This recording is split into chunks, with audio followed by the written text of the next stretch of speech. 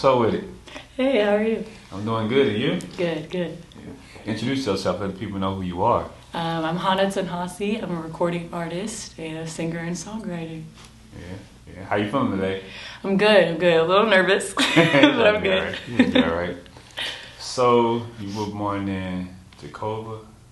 Yeah. I was born in Gjakova, Kosovo, back home in Europe. Yeah.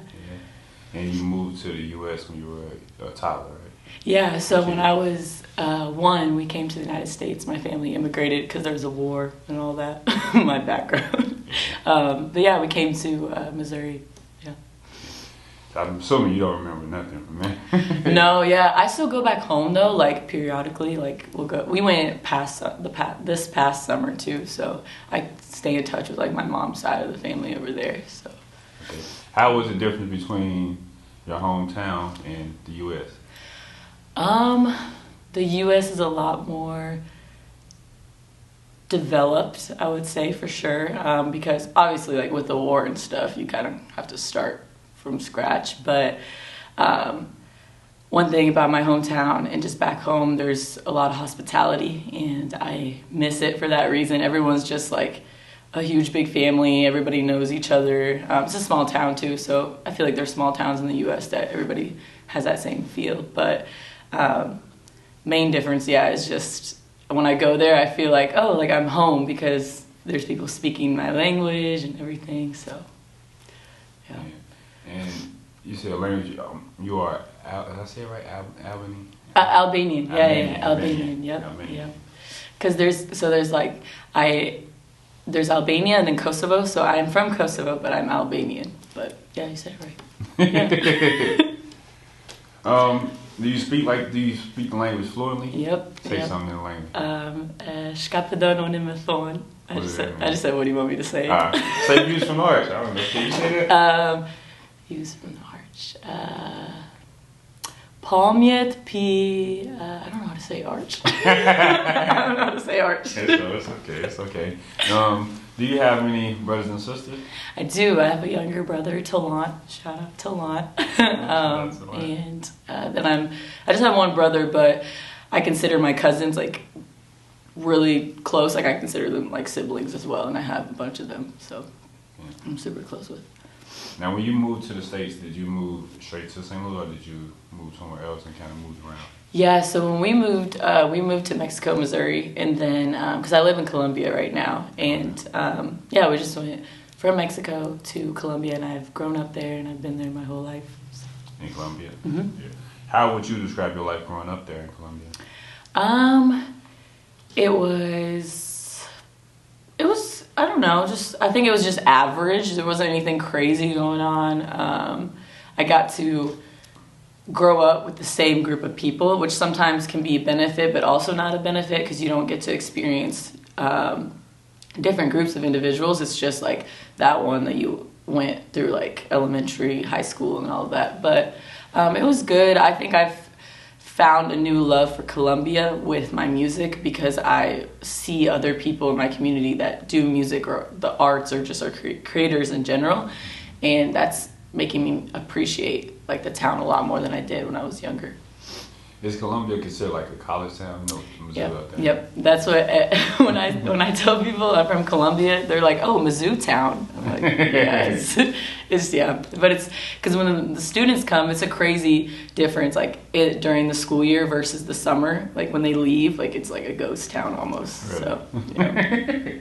So I'm pretty sure what keeps it entertaining there when the students are in town is like the college parties and things like that. Yep, and then there's a lot, like the football games are huge. There's a lot of events that Mizzou throws and stuff, but yeah, usually the parties.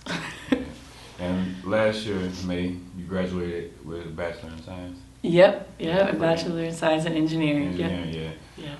What made you choose that major? So that's a good question because everyone's like, why are you doing that? And then also doing music. So I really just liked math and physics and stuff, and I wanted a degree that I didn't have to get a master's, or I just wanted to do 4 years and leave, because I, like, contrary to the popular belief, I don't like school that much, and I don't want to be in school forever. So I just picked something that I knew would be kind of safe, and engineering was that.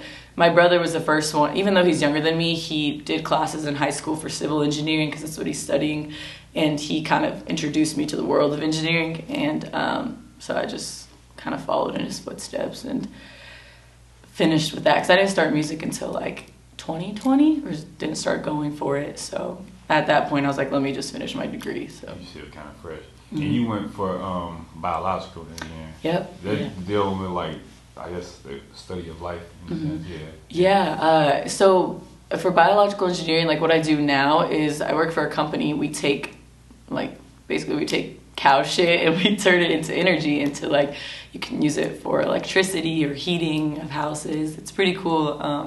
But yeah, that's what I currently do. But there's a lot. Yeah, you can do a lot with it. But yeah. So you say you just started music roughly about 2022, 2020, I'm sorry. Yeah.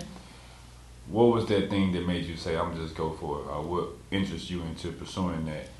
I think, so in 2020, that's when, like, COVID and the lockdown started, and I remember I had started working on a song that January, so it wasn't quite when COVID hit, but once COVID hit, I think that's when I was, like, able to release it also, because I didn't have the pressure of other people's opinions, which I, to this day, sometimes, like, everybody gets kind of sheltered in a sense from other, because you want to be viewed in, like, a good light in a sense, and I didn't know, like, how people would view my song, and I was, like, super worried, but I had a really good reaction to it, and I don't know, I think it was just the mix of life is very, very short, I've realized recently, and that, I don't know, like, COVID kind of made me step back, and made a lot of us step back and just think, like, oh, what are we really doing? Like, do we really want to do this? Like, I don't know. So that's when I released it. I was like, okay, I'm going for it.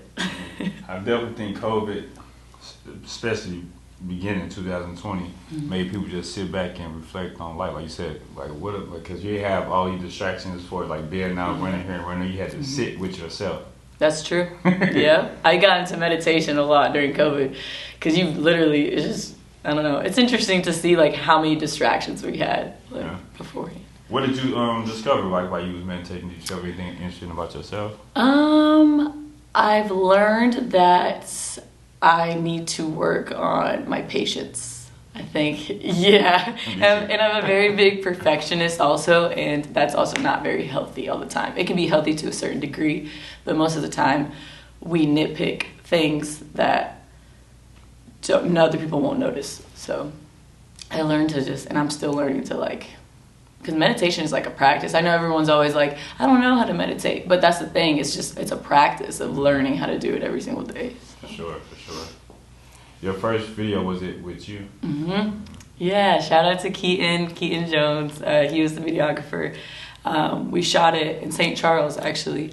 My first music video. I actually cried when I saw that video for the first time. What was your reaction when it was done? Yeah, when Keaton had sent me the first draft, I cried, because it was like, it's just like you've always dreamed of something, of whatever that may be, and when you see it put into work, it's a really cool feeling. So it's a dope track.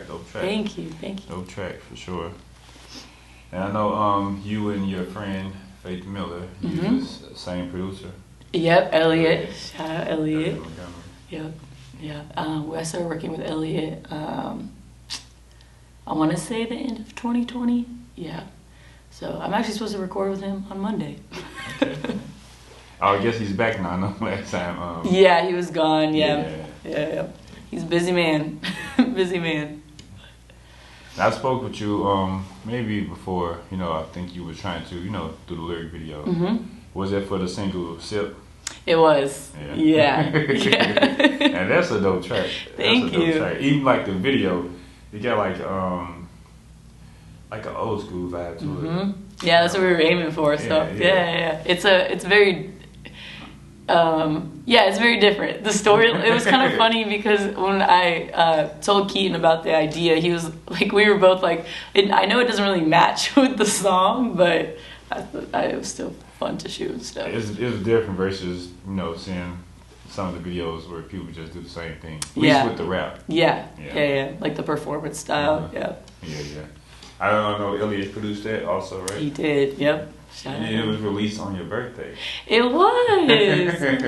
I'm glad you noticed. Yeah, it was. we were trying to figure out. I don't know. I think my birthday was that Saturday, which we released. Yeah, the video. We didn't know when to release it. I was gonna wait like a week or so, but I was just like, let me just release it on my birthday because you already have the like traction to your page regardless. So it was a good time.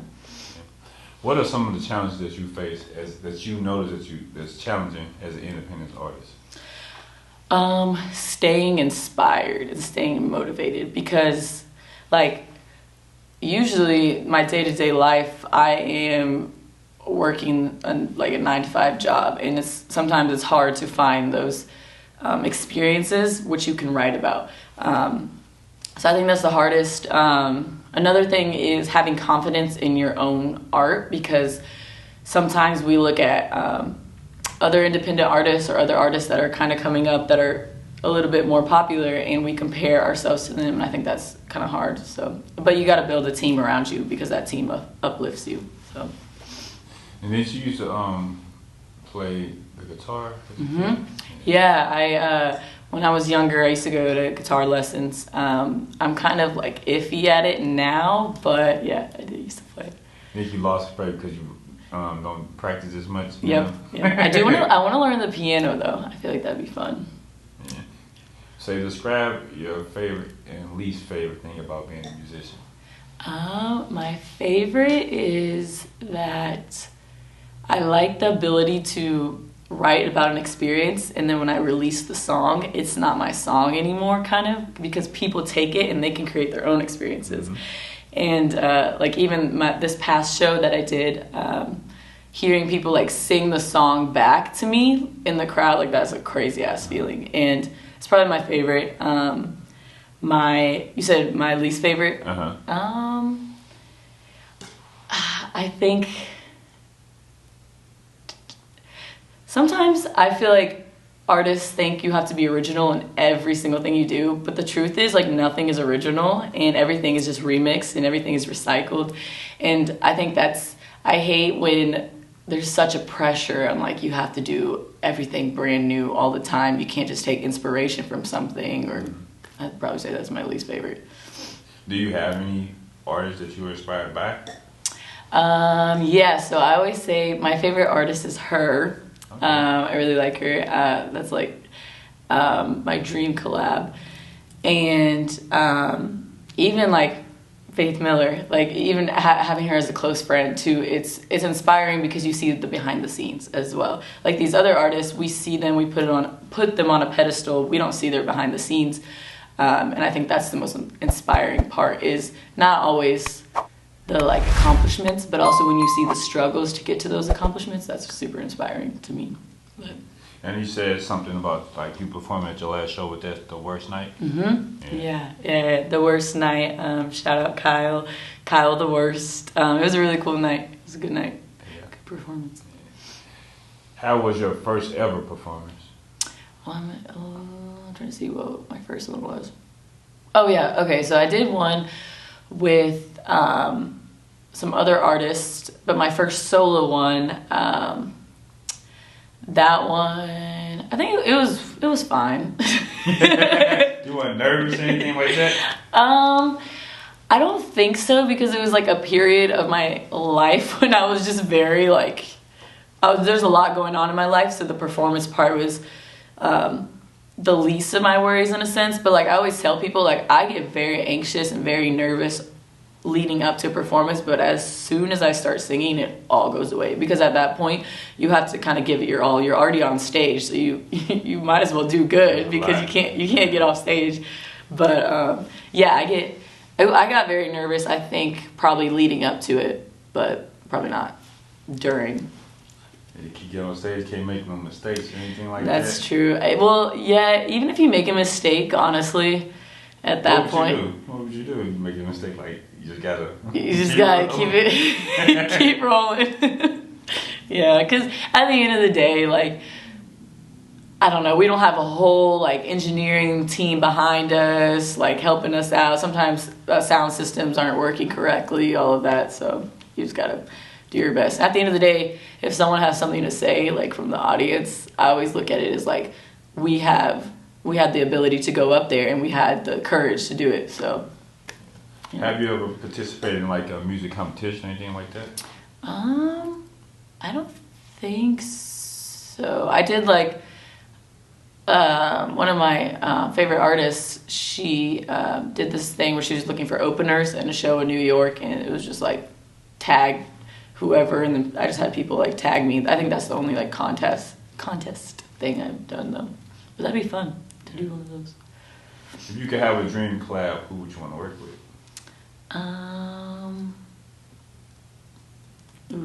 Aside from her, why are all the artists? Oh, Snow Allegra.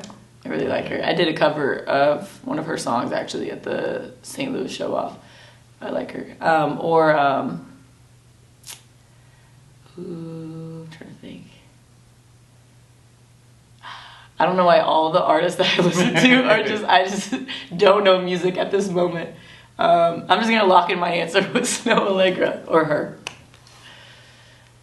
What would you say is the best advice you've been given as an artist? I've been given?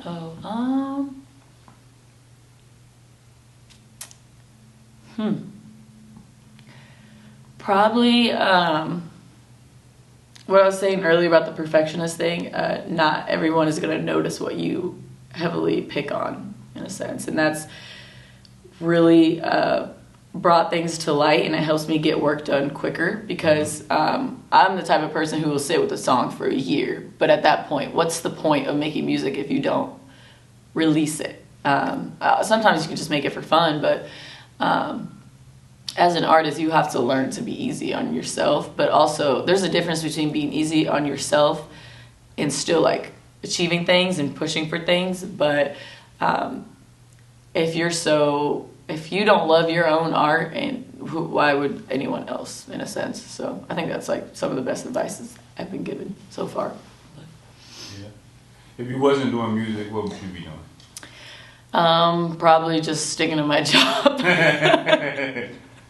Honestly, yeah, probably just at my job as an engineer. But what is, like, some hobbies you had coming up as a kid? I used to make YouTube videos, like the get ready with me's, or like makeup tutorials when I was really young with my cousin Arita.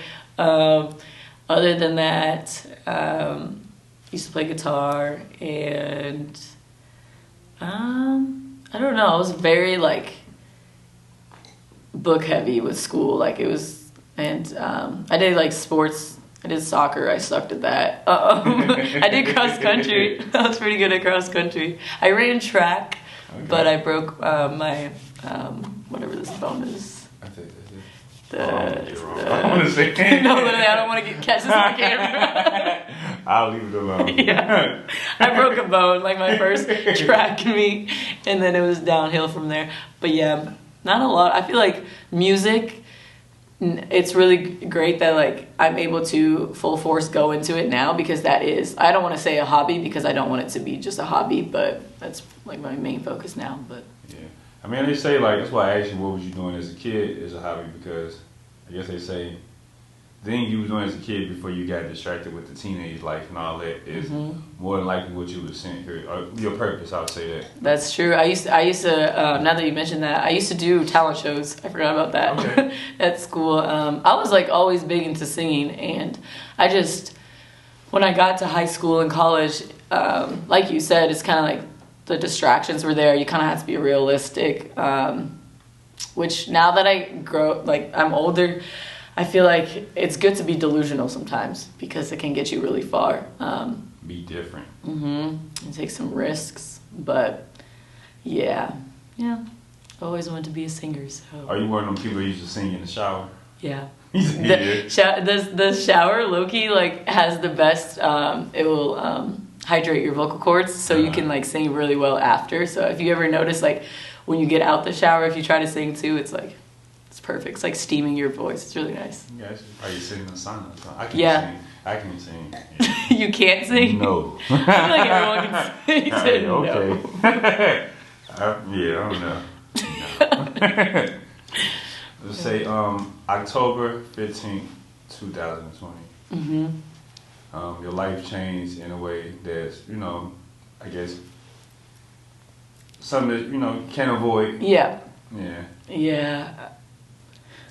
How did that change you?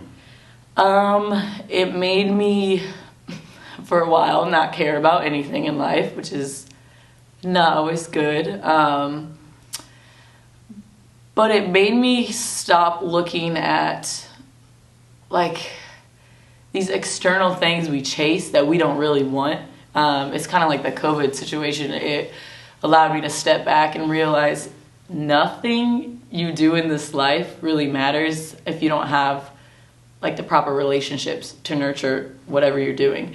And I've realized it's all about relationships. Like, because you can lose one person and, like, I don't know, you just, any accomplishment, like, even, like, for college, I went to college for my parents, and even when, like, my graduation, the one person you wanted to be there was not there, it's kind of, it just puts things in perspective, because I think we chase things, external things, we try to prove ourselves, and it's not always... if you're not happy, like, I know it sounds so cliche, but it's so true. If you're not happy, like people, sometimes I feel bad because if I complain about my job or just being burnt out, people are like, but you, like, have a whole degree, you're working this nice job. But it doesn't matter, like, if you're truly not in a good headspace or happy or have the good right people around you. Yeah, you can have the outside looking good, let's say putting on your fronts. Yeah. Yeah. But if you not right within, everything around you can collapse. Yep, that's true. That's why I've been trying to work on my relationships with people, because at the end of the day, those are the people, like, when you're not having a good day, the only thing that can make you feel better usually is other people. Or, like, when my mom passed, some days, like, things are just so heavy, like, you just want someone to just come sit with you. Like, my cousin, she would just sit there. Like, we wouldn't talk, but it's just the presence of someone, like, so. But it makes me, like, try to go after my dreams, and because now it's like, why not, Yeah, it push you even harder, I'm sure. Yeah. But even what you said, like, having, I guess, people come and comfort you in those moments, you gotta have the right energy. You can't just allow anybody to come with you. To have the negative energy that's gonna rub off on you. You're already in the dump. Yeah. So it's gonna put you even more, Yeah, even the, like, when you speak on energies, like, I'm, like, a nerd for this, but, like, I love, like, meditation, energies, all of that, like, certain frequencies, because I truly believe, like, you can step into a room, you can tell when something is off. Like, you can just, like, people's presence. It's real. So, I don't know, I feel like you're right, it's just, and sometimes I've been very picky with my energy now, because I don't want to entertain a surface level, conversation. Like, why? When I could, like, I don't know, dive deeper with someone else. Like, I don't know. I just feel like puts things into perspective. Definitely. Yeah, I'm real big on that energy, body language, everything. Yep. Me, nervous in the interview, crossing my arms. Closed off. But what's next for you? A new song that I'm really excited about. I think it would be a really good summer song to kick off the summer. Okay. I don't know what we're gonna name it yet. We have a name, but we're not sure if we're gonna stick with it. But I think I also am working on a show with some of my close friends to throw a show. So I'm really excited about that. That's dope. Yeah, I'm excited to just, like, see it on the other side. Like, I've obviously performed at shows, but I want to see the behind the scenes. I want to do the behind the scenes, and So I think that's one more music, trying to stay consistent. Gonna annoy Elliot with my recording. But other than that, yeah, I don't know. Whatever comes, I guess. I know you released a lot of singles, but do you have in mind to release maybe an EP soon? Or album? Everyone always, like, a lot of people do ask that. I think for me, I know that people say you have to have an audience that is willing to listen. And I think that's my biggest thing. I don't want the songs to go to waste. Because even for me, like, even some of my favorite artists, like, if they drop an album, honestly, like, it's only, like, a 50-50 chance if I'll listen to the full thing. It's just our attention spans are very low nowadays. So I feel like a 4-song EP is something I would do. I think I just need to build my audience just a little bit more. And I'd rather be more consistent and drop singles because I do lack consistency, which I know it's not good, but I'm trying to work on that. And then hopefully EP because I want to tell a story in a sense. And it's kind of hard to tell a story with just singles. Gotcha. It makes sense. It makes sense. I heard another artist say the same thing. Basically, you want to build up your audience, your fan base, before you just put a project out and like, okay. Yeah, exactly. Like, okay, she dropped an EP. Do you have any last words that you would like to share? I really just want to give it like a shout out to St. Louis in general because I shot my first music video here. Elliot, my producer, is from here. I feel like St. Louis has opened a lot of doors for me, and I appreciate that heavily. And yeah, I'm just excited. And thank you for everyone like who supports my music, and thank you for this interview. I appreciate it. And yeah, I think that's it. Check out my upcoming music, I guess. I don't like self-promote, but if you want to check it out. But yeah. Say, shout out your social media so you can know where to check it out at. Oh yeah, okay. When you drop it, you know. Yeah, it's Hana Canhasi, so HANACANHASI. That's all my social media. But my TikTok is my last name first. Then I don't know, they wouldn't let me change it. So there's another Hana Canhasi out there. But yeah.